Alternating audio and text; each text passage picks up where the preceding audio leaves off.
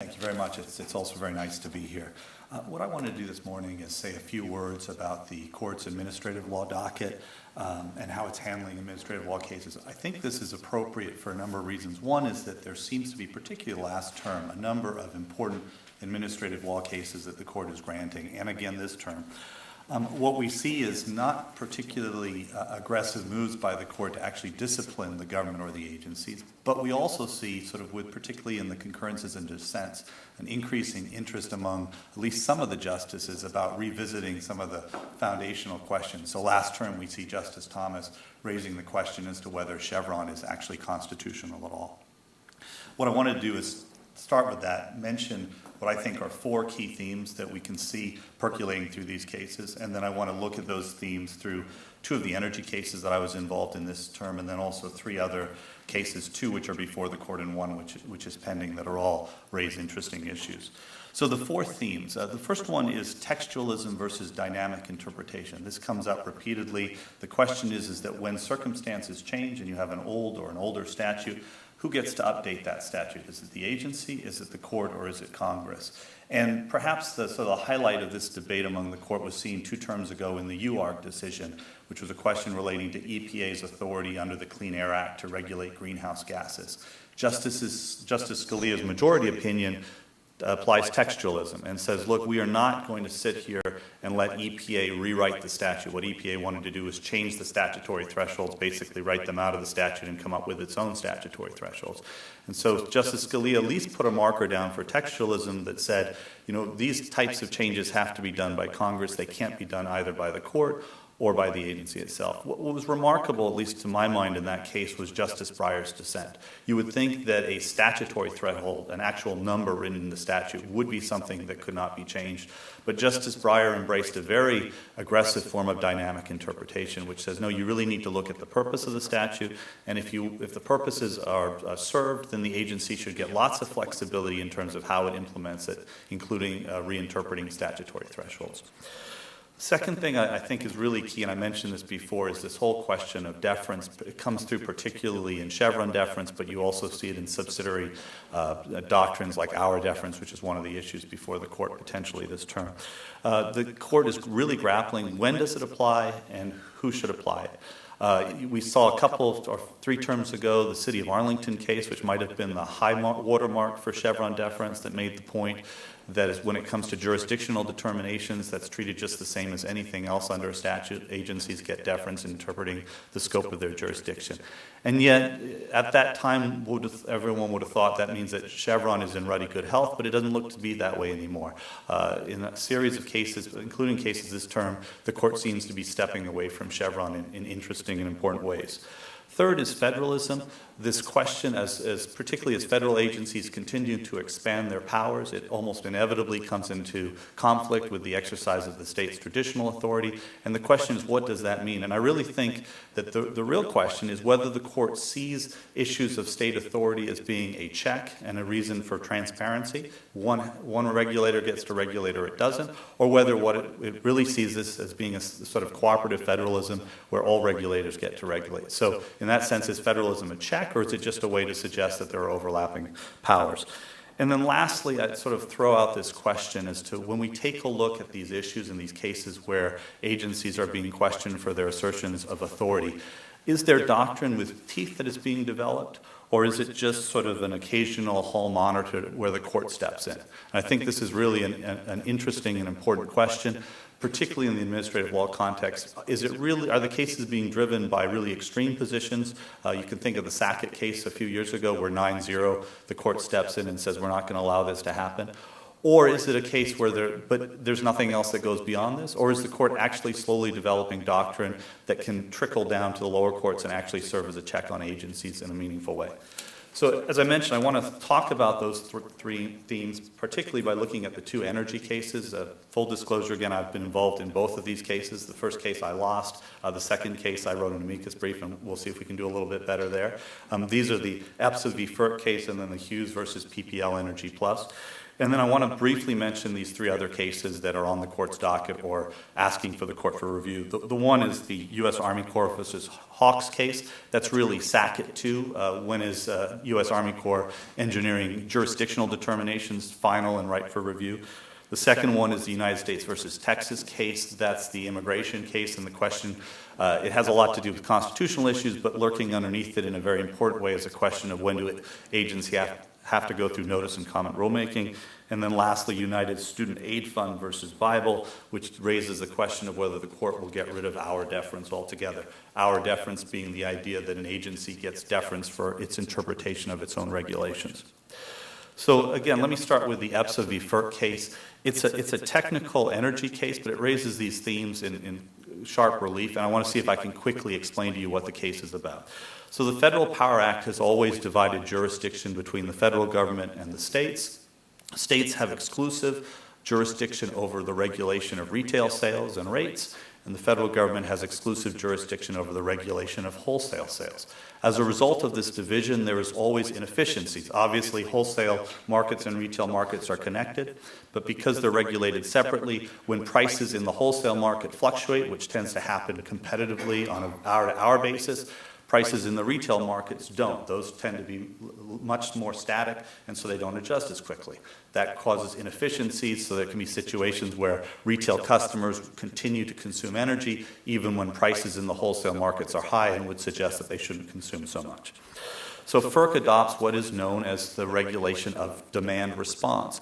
Demand response is a clever term, but what it really means, and as FERC has defined it, it is paying retail customers to reduce their retail purchases for the purpose of reducing overall level of retail sales during certain periods. So you can think if wholesale markets go up and you don't want the retail customers to consume so much, what you do is you pay them, you give them a demand response payment for committing not to consume energy at that time. The question in the case, at least the jurisdictional question in the case, was whether or not FERC regulating that was impermissibly regulating retail sales, or whether it was consistent with its authority to regulate wholesale sales and practices affecting those wholesale sales. In late January, so the D.C. Circuit struck down the FERC's rule as being in excess of its jurisdiction. In late January, the Supreme Court reversed in a 6-2 decision with Justice Alito recused. What is interesting about Justice Kagan's opinion is to look at it through those themes that I mentioned earlier. Of course, I'm a little biased because of my position on the case, but I also think this is sort of actually very helpful.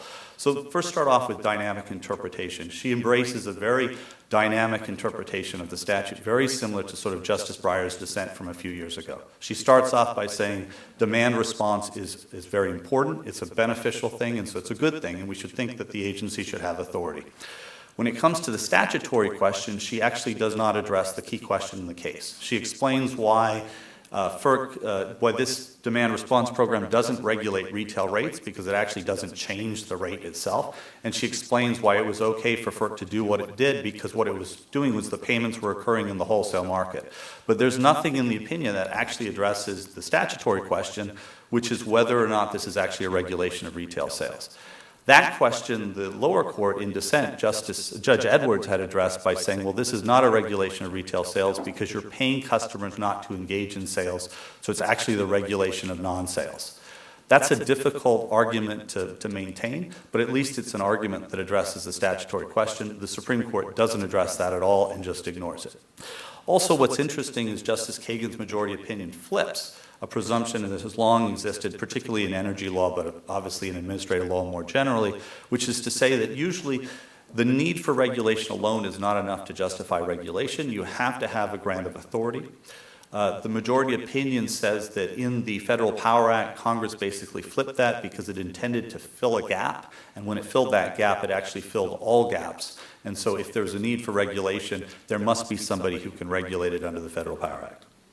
Now, in addition to being what I think of as sort of dynamic interpretation, it is also interesting that neither the majority decision nor the dissent talks about Chevron at all. There's a footnote in the majority decision that says we will not give Chevron deference because the statute is clear. One of the reasons why I think that is interesting is at argument it really looked like it was going to be a 4-4 split, and both the Chief and Justice Kennedy joined the majority opinion. At least with respect to the Chief, I think some of that might have had something to do with the fact that the decision was made not on Chevron grounds, but as an exercise of the court's authority. If you think about that in terms of the city of Arlington from a few terms back, talking about how jurisdictional questions are within the agency's bailiwick, it's sort of interesting that in this case, which really goes down to jurisdiction, no mention at all of the traditional Chevron doctrine or any attempt to sort of think about whether the agency's interpretation is relevant or not. It just doesn't matter.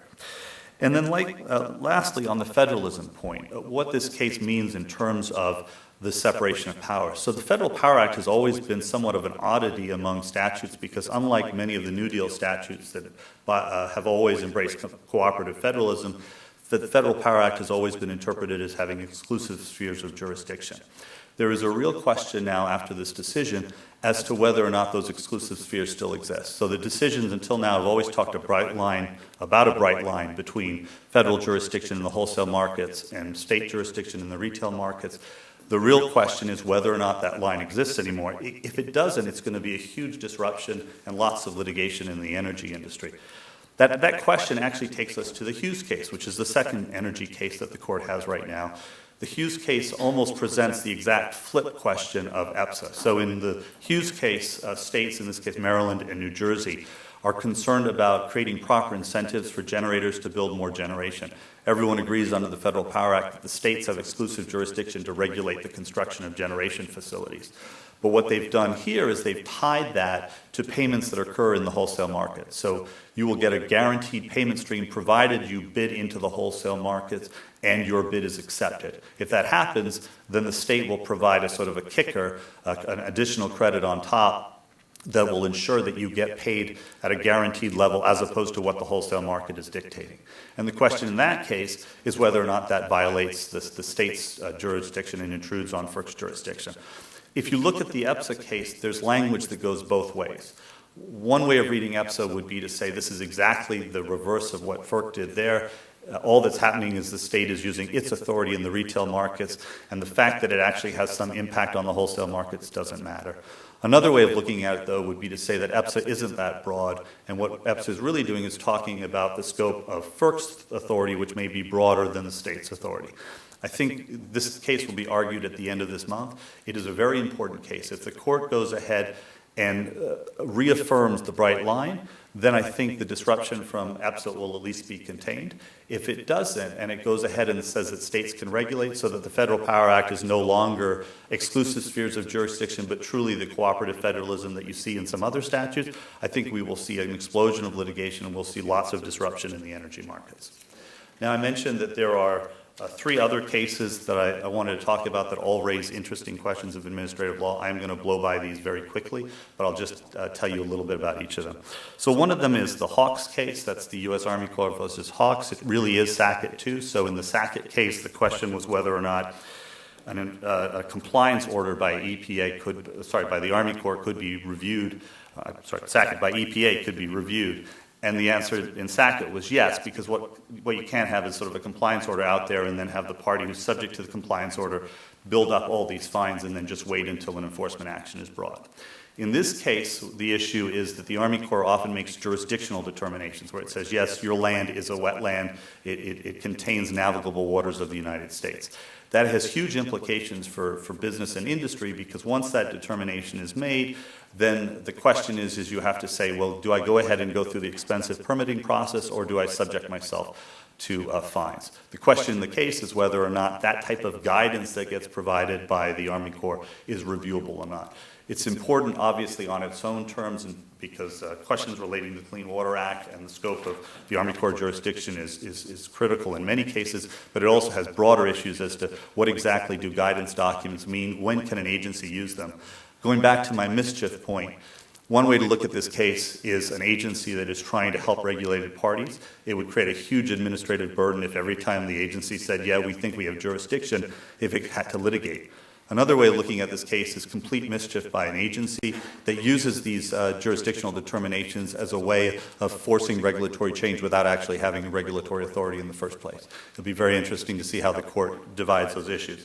The next one is United States versus Texas, which is the immigration case that many people know about. Can the administration, by executive order, essentially bring a bunch of immigrants by category into a particular status where there will be deferred action? Can they exercise the discretion not to prosecute on sort of a categorical level as opposed to a one-off level? When they do that, it means that the immigrants who have deferred action have a lawful status and therefore become entitled to benefits under Social Security, Medicare, work permits, and things like that. This raises another interesting question, which is whether or not the agency needed to go through notice and comment rulemaking in order to make these changes. Again, very interesting. There's a lot of issues in this case. Rich Sant from WLF has just written a very good blog post on this in a symposium by the SCOTUS blog, and I'd recommend that you read it to get a better idea of the issues. And then the last case that I mentioned is the United Student Aid case versus Bible. This case has not been accepted by the court, but it's a petition for certiorari is pending. The question in that case has some technical issues relating to what happens when a student gets a loan, defaults on the loan, and then what costs can be applied to the recovery and the process by which the loan is paid back. I haven't really paid much attention to the facts because the only real issue in the case that's important is that the case turned in the Seventh Circuit. It was dispositive on an amicus brief that was filed by the Department of Education that said, here's how we interpret our own regulations. And that interpretation seemed to be somewhat adventuresome interpretation of what the regulations require. And the question is under the court's decision an hour, does the agency get deference for that or not? Now, the petition asks the court to go ahead and just flat out reverse hour. And there's an interesting brief that's been filed by Professor Hamburger, written by Washington Legal Foundation, that makes the argument more broadly that there should be no deference at all in these circumstances because it's almost a due process violation. You cannot, most of these cases, not this one, but most of these cases, the deference is given to the agency as a party. And is it really fair to be allowing one party to sort of get a heavy thumb on the scale in their favor on these disputes? Shouldn't the courts, thinking back to Marbury versus Madison, be exercising their authority to be interpreting the law and not deferring to an interpretation by one of the parties? So all very interesting cases. All of those cases could be very explosive. Let me just close with sort of three thoughts that tie back to some of the themes that I mentioned.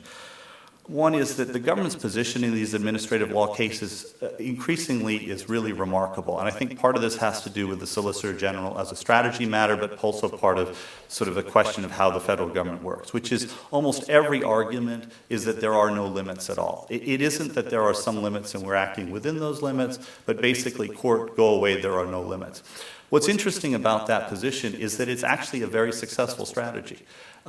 Even though that argument leads the Solicitor General's office to be often in an uncomfortable position on the podium, more often than not, the position prevails as opposed to losing.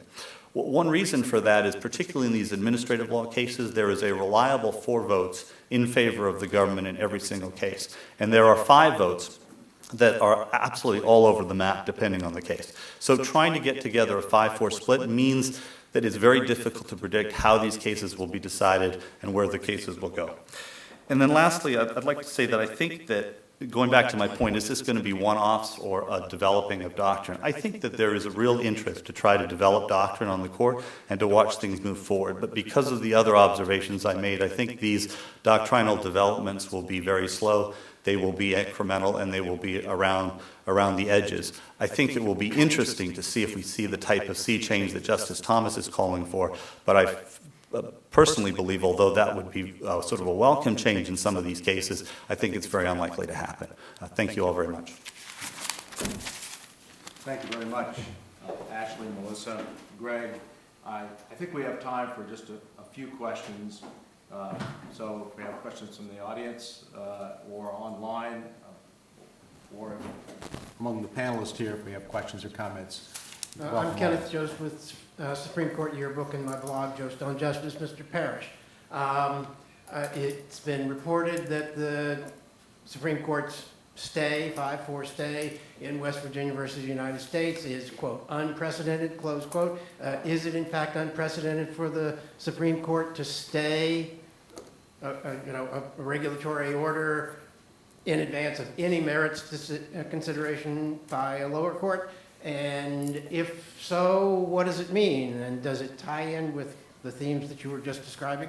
So let me answer your second question and admit ignorance on the first. I know it's very unusual. Whether it's unprecedented or not, I can't tell you.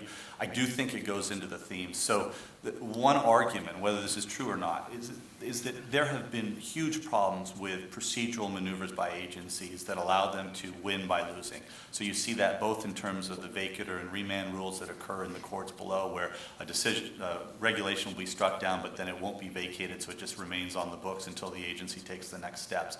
You've also seen it with this idea that they know that litigation takes so long, so strategically it's better to take an aggressive position and be pulled back a little bit than it is to take the right position and then be pulled back further from where you'd want to be.